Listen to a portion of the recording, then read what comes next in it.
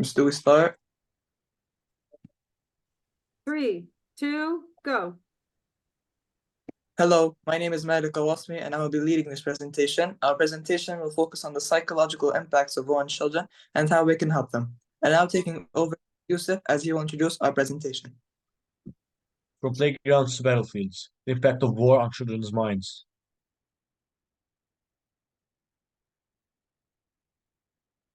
This presentation will focus on the psychological impact of war on children and how it affects them.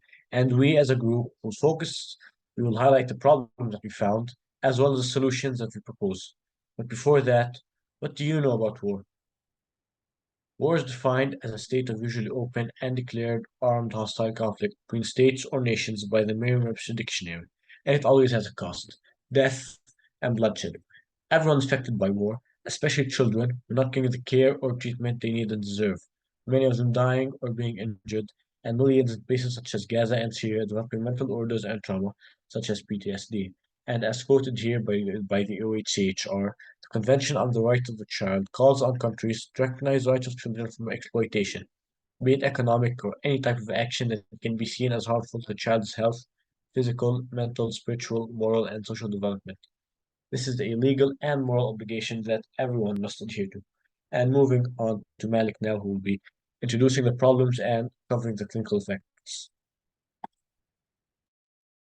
During our research, we found many major problems, but the most important problems we found and focused on were clinical effects, media's portrayal, and radicalization.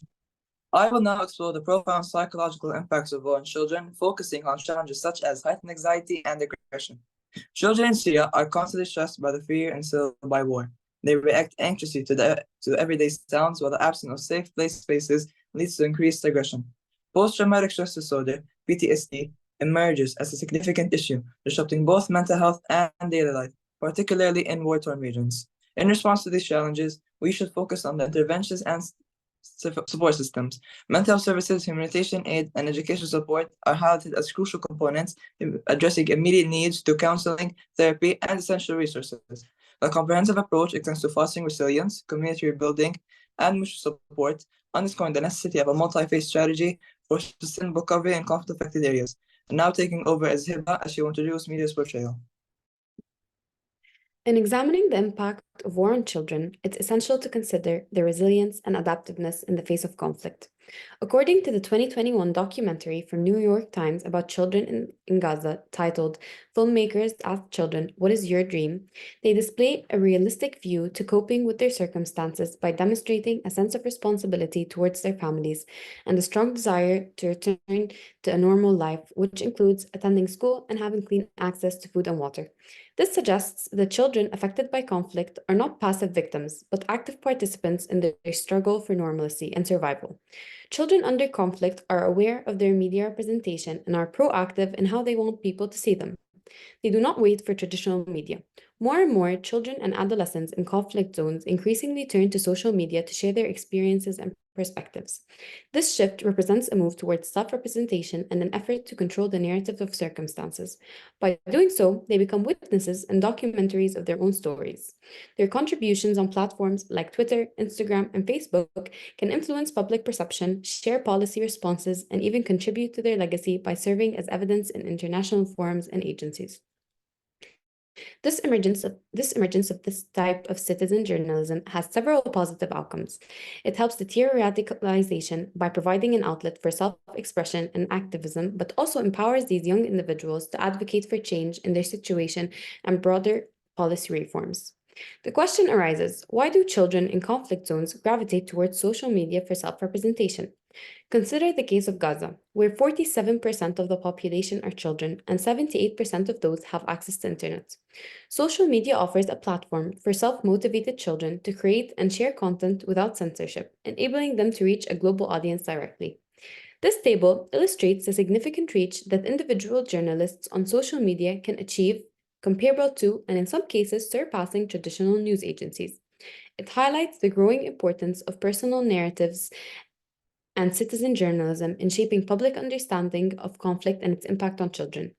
We use some of the most famous journalists that are from Gaza and how they document the ongoing war that has been happening for the past 197 days on Instagram. This shows that there is a battle between real-life journalists taking action live in the scene of war against worldwide news channels such as CNN, where they take reports from multiple news journalists. These large news channels are resourced by millions of dollars, whereas individual journalists are being targeted for simply showing the truth. In this slide, we use Mu'taz, Plastien, and Bisan as an example because they have experienced and seen many traumatic events right in front of them with their two eyes and showcase the trauma for people around the world to see what is happening. While many large news agencies, again, such as CNN, BBC, and ABC News, don't show most of the things that have been happening in Gaza. Now we'll cover the issue of radicalization spread among Syrian children, which has been exaggerated by the ongoing conflict in Syria. Something I have to say before continuing is that these children are not to blame for their falling to extremist ideologies due to how fragile mental states are, as explained in clinical effects. Traumatized by war and deprived of basic needs and education, these children become vulnerable targets for extremist groups who exploit their plight with forced recruitment, economic incentive, propaganda that often paints the outside world as a harmful force, and organizational connections to family and local leadership can also be a direct path. Something I have to say. God, sorry. راحت. It's okay, we'll just do it again. يلا بسرعة. دقرت على إشي نسيته. يلا بسرعة. Plus, keep your camera on. Keep your camera on. Yeah. It wasn't on. Wait, let me just do something. Listen, we'll just cut it here. Okay? No, cutting. We can do it. Wallah, we can. No, it's fine. I'll just redo it this time. I just messed up. So Okay, I just don't want to lose the link, that's all. Yalla, start over. I'm writing up questions, okay? Don't get distracted from my questions. Ms. Kifa, was that good? طب يعني كم مرة بدنا نعيد يا زلمة؟ Excellent, excellent.